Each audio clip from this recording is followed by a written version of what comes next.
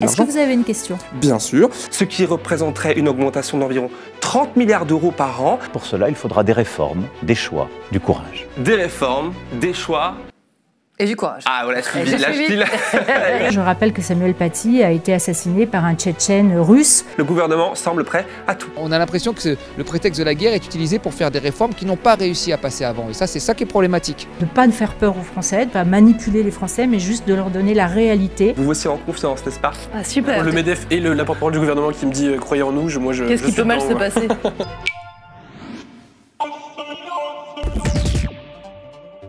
Il est 20h01 et franchement on n'a pas tant de retard que ça, on n'est pas si mal. Tu demanderas l'avis de Raphaël. Ouais, Raphaël qui me crie dans les oreilles. Le rédacteur en chef. Non, le rédacteur en chef, rien du tout, il est chef de personne. On accueille le journaliste Jamil Sadli pour sa chronique reportage actualité. C'est l'heure de Contre-champ.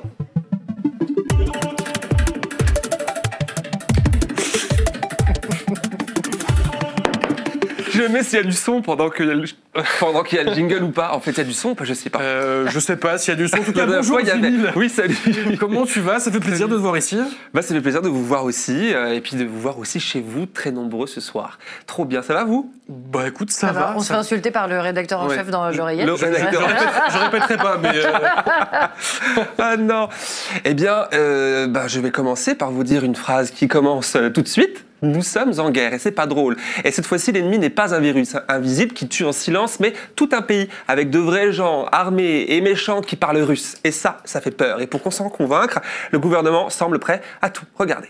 Je rappelle que Samuel Paty a été assassiné par un Tchétchène russe et donc, y compris sur le terrorisme, le rôle de la Russie est engagé. Donc aujourd'hui, il s'agit de prendre les Français, de ne pas faire peur aux Français, de ne pas manipuler les Français, mais juste de leur donner la réalité de la menace russe, qui est une menace réelle et sérieuse. Darmanin a lui aussi tenu ces mêmes propos scandaleux, vous avez sans doute suivi l'actualité, depuis la porte-parole du gouvernement qui jurait pourtant, on l'a entendu là, ne pas vouloir manipuler les Français, a opéré un rétro-pédalage hasardeux. Il faut voir la séquence entière, elle est sur mon Instagram, et s'est excusée au passage, mais seulement d'avoir pu heurter la famille du professeur. Elle a heurté d'ailleurs la famille du professeur puisque celle-ci s'est exprimée avec colère dans le Figaro. Sur le fond, en fait, rien ne change, car l'enjeu est crucial ici. Le gouvernement doit convaincre les Français du danger russe pour leur faire accepter des dépenses extraordinaires afin de financer un effort de guerre face à Poutine. Cette dynamique a été lancée le 4 mars dernier, quand la présidente de la Commission européenne, Ursula von der Leyen, présentait son plan, un plan extraordinaire visant à mobiliser près de 800 milliards d'euros pour renforcer la défense européenne. Une annonce qui intervient après les menaces du président états-unien de se désinvestir de l'OTAN, vous l'avez su aussi, si les pays membres de l'Alliance ne contribuaient pas, comme ils le pensent, suffisamment aux dépenses. Alors, pays membres de l'OTAN qui se sont engagés en 2014 à consacrer au moins 2% de leur PIB d'ici à 2024. Cependant, cette année, patatras, Trump exige un engagement à hauteur de 5% du PIB. Une demande jugée irréaliste par nombre de responsables européens qui, pourtant, acceptent le mouvement à la hausse. Par exemple, la France, pour laquelle Emmanuel Macron a exprimé sa volonté d'accroître les dépenses militaires jusqu'à 3,5% du PIB contre 1,5% aujourd'hui, ce qui représenterait une augmentation d'environ 30 milliards d'euros par an, des sommes colossales pour des dépenses nouvelles sans pour autant toucher aux impôts. C'est en tout cas la promesse faite par le président à la télévision le 5 mars. Regardez. Ce seront de nouveaux investissements qui exigent de mobiliser des financements privés, mais aussi des financements publics, sans que les impôts ne soient augmentés. Pour cela, il faudra des réformes, des choix, du courage. Des réformes, des choix... Et du courage. Ah voilà, lâche-t-il. Et du courage, il en faudra. Lâche-t-il donc du coup ce 5 mars dernier sans en dire plus. Une semaine plus tard, le 12 mars, après le Conseil des ministres, la porte-parole du gouvernement, Sophie Primas, ouvrait son compte-rendu par ces quelques mots. Regardez. Le Conseil des ministres a été marqué évidemment par la nécessité d'adapter notre pays aux grands défis auxquels nous faisons face et par l'obligation pour l'Europe de bâtir une défense plus autonome et plus forte. Nos partenaires européens l'ont d'ailleurs bien compris, puisque vous savez que la Pologne a doublé son effort de défense, l'Allemagne suit la même voie, le Danemark réforme même son système de retraite pour financer son armée. Mine de rien, elle reprend ici l'argumentaire point par point, on va le voir, du MEDEF pour introduire son propos ouvrant le compte-rendu du Conseil des ministres à l'Élysée. Alors, écoutez maintenant Patrick Martin, qui est donc le président du MEDEF. C'était quelques jours plus tôt sur RMC. Le Danemark a décidé de reporter à 70 ans l'âge légal de départ en retraite pour que l'économie, finalement, sache financer un effort de guerre. Donc, avec l'argument de l'effort de guerre. Avec l'argument de l'effort de guerre, explicitement. Alors, je ne suis pas en train de vous dire qu'il faut porter à 70 ans l'âge légal de départ en retraite en France. Non, il ne fait qu'ouvrir un peu plus la fenêtre d'Overton. Vous savez, cette technique qui permet d'élargir le champ des opinions considérées comme acceptables par la société. Quitte à d'user ici d'une fake news, car non, le Danemark n'a en rien décidé de réformer sa réforme, tout du moins son système de retraite pour financer son armée, comme lui et le gouvernement l'affirment. Il s'agit d'une fake news, puisqu'en réalité, cette réforme a été votée en 2006, il y a donc près de 20 ans, indexant là l'âge de départ à la retraite sur l'espérance de vie des Danois, qui peut alors porter l'âge des personnes à 70 ans, en fait, en 2040. Donc rien à voir avec la situation actuelle, mais rassurez-vous, comme on l'a entendu à l'instant, Sophie Primas, pour la citer de nouveau, pour elle, il ne s'agit pas de manipuler les Français, mais seulement de leur dire la réalité. Vous aussi en confiance, n'est-ce pas? Ah, super. Tout à fait. Pour le MEDEF et la porte-parole du gouvernement qui me dit croyez en nous, Qu'est-ce qui peut mal se passer? C'est vrai. Je suis convaincu. Ben oui, en tout cas, une semaine plus tard, j'ai tenté d'y voir plus clair pour l'humanité. Alors j'ai longuement échangé avec la porte-parole et je ne vais pas donc pouvoir tout vous exposer ici, mais au départ, elle m'a donc répondu que les nouvelles dépenses, estimées à au moins 1% du PIB la semaine précédente, ne sont pas encore dimensionnées, donc c'est un peu contradictoire, et que le fer était donc le premier chantier. Puis elle s'est lancée dans une explication intéressante sur, je cite, la réforme de l'État. Écoutez, c'est à la fin de notre échange. Nous lançons dans une réforme de l'État un questionnement sur les missions de l'État. Est-ce que toutes ces missions doivent être rendues par l'État? Est-ce qu'il y a des missions qui doivent être rendues par d'autres? Et puis derrière, il y a tout cet objet aussi qui semble un peu nébuleux, mais qui ne l'est pas du tout, de comment on libère en fait l'économie, comment on libère l'activité, comment on libère les Français. Et ça s'appelle la simplification. Mais on ne trouvera pas 30 milliards ou 40 milliards comme c'est le cas. On ne sait pas encore complètement, mais vous l'avez vous-même dit, je me base donc sur vos déclarations. Il n'y a pas de petites économies. D'ailleurs, ce qui est étonnant, 1% du PIB, c'est plus ou moins ce qui était demandé par les syndicats pour financer la retraite à 60 ans. Finalement, est-ce qu'il y a un choix là, on trouvera ce 1% que vous minimisez pour cette case-là. C'est 1% d'argent, ma foi, c'est de l'argent. Est-ce que vous avez une question? Bien sûr. Du coup, l'année dernière, le gouvernement prévoyait 10 milliards de réduction sur le fonctionnement de l'éducation nationale. Est-ce que c'est une des pistes finalement? Je ne vais pas m'avancer aujourd'hui sur les pistes de réduction des budgets. Si ce n'est pas les impôts ni la dette, la question elle est claire, c'est quoi en fait? Eh bien, nous sommes en train d'y travailler. Et toutes vos propositions seront les bienvenues. Oui, mais on a une feuille de route qui nous dit qu'il faut qu'on réduise notre dépense publique. Donc il faut qu'on le fasse ensemble. Il faut qu'elle soit travaillée avec les Français pour être acceptée par les Français, comprise et acceptée par les Français. Alors les Français, est-ce que vous avez compris et accepté quelque chose ici, et même autour du plateau? Moi, ce que j'ai compris, c'est que c'est toi qui proposes de réduire le budget de l'éducation nationale, du coup. Il faut voir la séquence entière, c'est vous. L'avenir de la France est entre tes mains. Ah ouais, je lui dis en partant du micro, je travaille pour vous maintenant. Elle me fait oui, mais alors non, mais voilà, bon bref, on va voir la séquence entière. Alors en clair, hein, les mêmes qui nous expliquaient hier que nous n'avions pas les moyens pour financer la retraite à 60 ans, nous disent aujourd'hui que nous allons trouver la quasi exacte même somme pour financer l'effort de guerre. Est-ce ici un fameux, on se pose la question, le fameux choix courageux appelé par Macron il y a quelques semaines à la télévision? Sans doute. Bayrou sur France Inter dimanche dernier, tout du moins le 16 mars, ne laissait plus place de mystère, hein, surtout moi sur la réforme des retraites. Mais cette ligne idéologique, politique, est constante dans la Macronie. Écoutez donc le président Macron dans cet extrait datant de juin 2022. Et je pense que nous devons tous, à cette occasion et dans les temps qui viennent, en tirer les conséquences.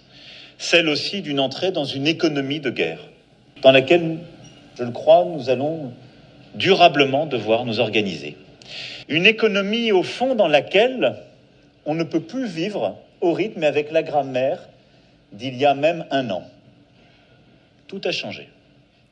Une économie de guerre. C'est ici la première fois que ce terme était utilisé par le président dans un discours radical tenu au salon Eurosatory 2022. C'était devant donc les principaux acteurs de l'industrie de la défense et de la sécurité. Il y a un secteur en forte croissance, en France notamment, grâce aux commandes de l'État, et un budget de la défense qui, lui, est, contrairement aux autres, est souvent en hausse, ce qui booste les quelques 2000 entreprises françaises de cette industrie, qui emploie directement 165 000 personnes.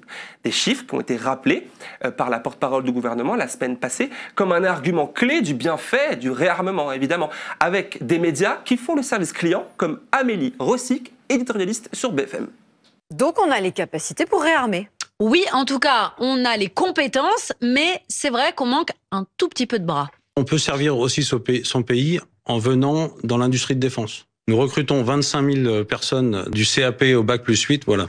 Voilà, il y en a pour tout le monde. Donc si vous êtes motivé, que vous avez les compétences et puis que vous avez envie de vous engager, pourquoi pas, c'est une façon concrète de le faire. Au total, le secteur de la défense, ça représente quand même 200 000 emplois, 200 000 salariés, donc ça fait vivre. Et ça aide aussi un peu la balance commerciale française. Voyez, on a trouvé la solution au chômage. Allez fabriquer des armes, ça fait vivre, comme nous le dit Amélie sur BFM. Mais pour l'économiste Thomas Porcher, tout ça ne tient pas. Avec Mathilde Trichet à la caméra, je suis allé lui tendre le micro de l'UMA entre deux plateaux télé. C'est un jeu qui est mis en place de compensation entre d'un côté l'effort de guerre qui devrait être prioritaire et qui devrait être payé par les retraités parce qu'on a promis bien sûr de ne pas augmenter les impôts alors que pendant tous les conflits on a mis toujours à contribution les plus riches et qu'on ne veut pas s'endetter alors qu'en réalité il n'y a quasiment aucun danger à s'endetter et surtout au niveau européen puisque la menace est européenne et ces questions-là ne sont absolument pas abordées. Moi c'est ça qui m'embête, c'est que la manière dont ça a été fait c'était de dire après écoutez dès le lendemain un ancien Premier ministre a dit nous allons faire des coupes dans les retraites, dans les dépenses de santé. C'est pas admissible ça. On a l'impression que le prétexte de la guerre est utilisé pour faire des réformes qui n'ont pas réussi à passer avant. Et ça, c'est ça qui est problématique. Pour l'économiste, la situation semble claire. Elle va profiter à l'instauration de politiques antisociales. Alors regardons de plus près le plan de 800 milliards d'Ursula von der Leyen. Il prévoit d'autoriser le dépassement du déficit public des États membres fixé à 3% du PIB maximum, mais seulement pour les dépenses militaires. Idem concernant le fonds de cohésion. C'est un budget de 400 milliards à peu près, qui est normalement alloué pour venir en aide, en soutien en fait aux régions d'Europe les moins favorisées, dans lesquelles nous, du coup, on va pouvoir piocher pour financer le réarmement. En somme, les principes inflexibles d'hier volent en éclats aujourd'hui. Magiquement, la dette publique n'est plus du tout importante et la justice sociale, n'en parlons même pas. Et du côté de l'opposition, ça dit quoi, Jamil ? Eh bien, comme tu t'en doutes, Théo, ça proteste, mais pas d'une seule et même voix. Seuls les insoumis et les communistes s'opposent clairement à ce qu'ils désignent comme un comportement de va-t-en-guerre, ce dont se défend bien sûr le gouvernement qui dit, je cite sa porte-parole le 12 mars, « Notre cap, c'est la paix par la force. » Point. Vous jugerez sur pièce. En tout cas, la citation est vraie et pas du tout décontextualisée. C'est vérifiable sur Internet. Avec Aliénor Lyons, à la caméra, nous sommes allés à l'Assemblée nationale ensuite pour recueillir les réactions de Bastien Lachaud, d'Éric Coquerel et de Djenaba Diop. Le président a fait un choix, proclamer une économie de guerre sans en appliquer les règles, c'est-à-dire taxer les plus riches et faire une politique de justice sociale. Et donc les grandes victimes de ça sera à la fois les questions de solidarité, mais aussi écologique qui est... Cette histoire est un drame, une catastrophe écologique, parce que tous les investissements nécessaires sont en train de s'envoler. Tout le monde est prêt à faire des efforts. Mais il faut aussi que cet effort soit partagé sur le train de vie de l'État, sur aussi, il y a plein d'endroits où on peut faire justement... Ce que dit le gouvernement. Mais bien sûr. Ce matin, Madame Primal... Le train de vie de l'État, les ultra-riches, c'est là-bas qu'il faut aller chercher. Eh bien moi je le dis. J'ai aussi pu échanger avec le député Horizon, Frédéric Valtou, très en phase avec le fait de réformer l'État. Il m'a même cité l'exemple de la réforme du chômage, abandonnée il y a quelques mois face à l'instabilité politique, qu'il propose de reprendre pour financer l'effort de guerre. Il le dit textuellement, au moins le projet est clair. Et pour terminer, direction le Sénat, à la rencontre du communiste Pascal Savoldelli, qui est récemment monté au créneau, lui aussi, dans l'hémicycle, face au ministre de l'Europe et des Affaires étrangères. Lui aussi dénonce une forme d'irresponsabilité ici. À notre micro, il vient rappeler ce qu'est la guerre, humainement, et ceux qui s'en nourrissent. Dassault construit essentiellement des armes qui ne sont pas pour nous défendre. C'est des armes qui sont vendues à l'échelle de la planète. C'est un marché. Draghi disait, voilà, au niveau européen, il faut qu'on réalimente les marchés financiers européens. Donc il faut qu'il y ait un investissement de 800 milliards. Ça, c'était en septembre. Donc ce n'était pas évoqué par rapport à la guerre de la Russie contre l'Ukraine. Et là, on retrouve le même chiffrage. On est maintenant dans une phase où le capitalisme financier, aveuglément, décide de se gaver, de se nourrir d'une réindustrialisation seulement militaire. Donc on est dans une phase importante, c'est qu'on est en train de convertir notre économie civile en économie militaire. Franchement, c'est des centaines de milliers de gens qui meurent. Civils, militaires, des blessés. C'est des hectares, des centaines, des milliers d'hectares qui sont dévastés par la guerre, qui nous fait reculer encore sur les enjeux du point de vue de la survie de la planète.